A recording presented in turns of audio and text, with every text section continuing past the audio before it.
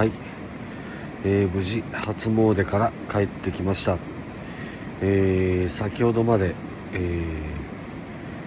食べ物を食べるために、作っていたかまどなんですが、ここからは暖を取るためにちょっと拡張しました。はい、薪はもう少しありますので全部使い切りたいと思います。